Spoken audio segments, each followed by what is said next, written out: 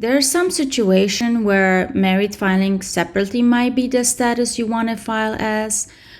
So married filing separately is for couples who are married but want to file separately. Now, it's one of the least advantageous statuses if you have certain credits and deductions that you cannot claim if you use the status. And I'll go over some of the ones that you won't be able to claim if you're using married filing separately status. But the advantage is it does separate tax liability, which can benefit certain taxpayers.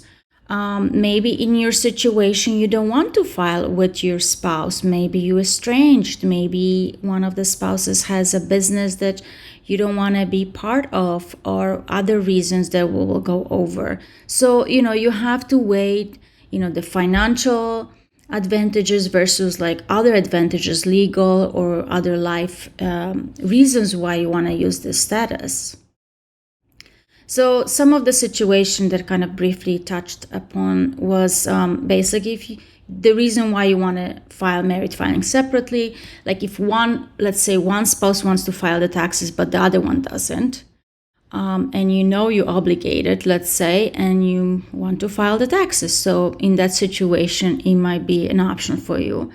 One spouse has debts. Maybe one spouse has big debts, and if you file together, all the refund that maybe you have due coming to you will be wiped out by the debts of the other spouse.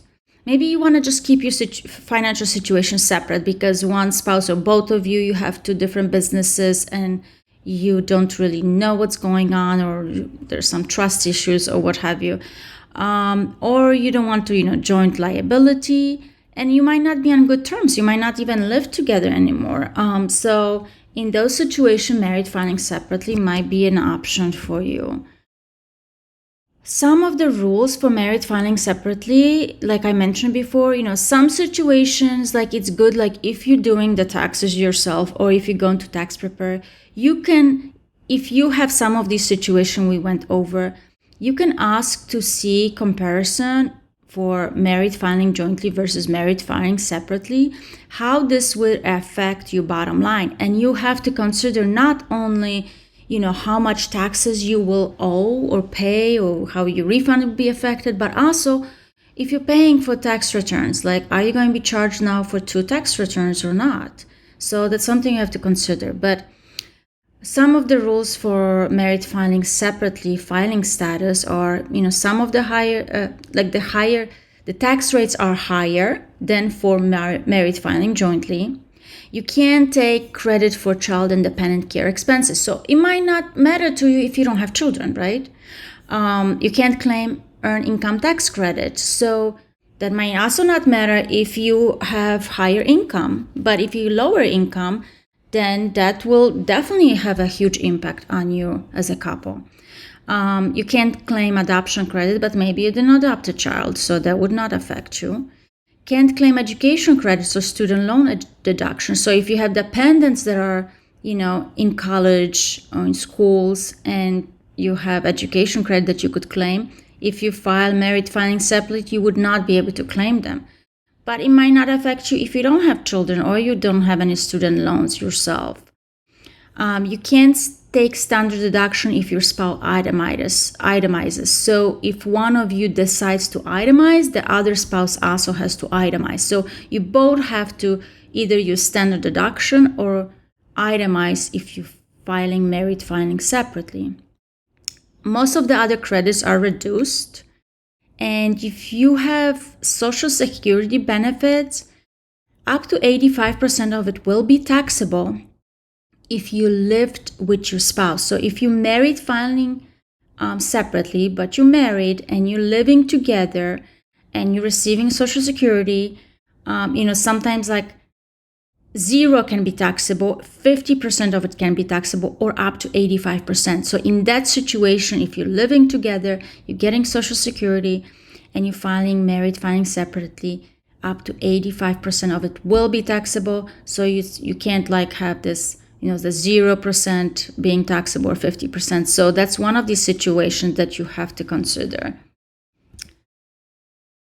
Now, some people file married filing separately status because, like I mentioned previously, one of the spouses has debts that will wipe out the refund.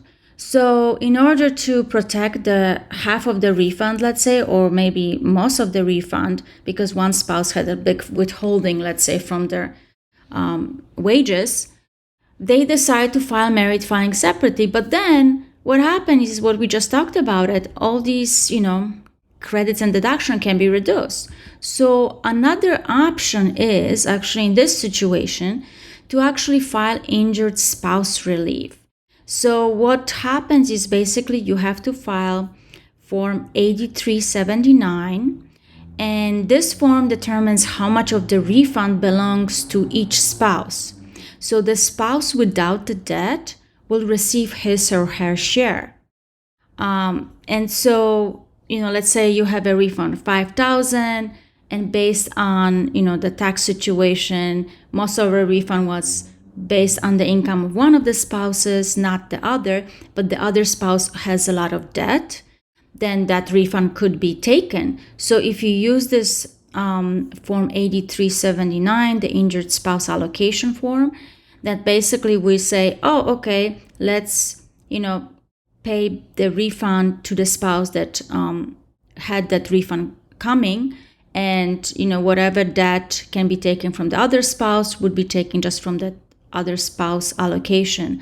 Now this only applies to refunds, not tax liability. So you cannot split how much you owe to the government if you're married filing jointly and split the debt. Oh, okay, this spouse owes $4,000 of the $5,000, the other spouse owes $1,000 of, let's say, $5,000 tax liability if you owed $5,000 to government. So it only applies to refund, and you can only use that form for refund. And here is an example of how it works. So basically, in one column you have amounts shown on joint return, and then you have them split by spouses. Allocate to injured spouse, the spouse that's saying, hey, I have a refund coming, but I don't want this refund to be taken by the debt of my spouse. So you can file it with married filing jointly return.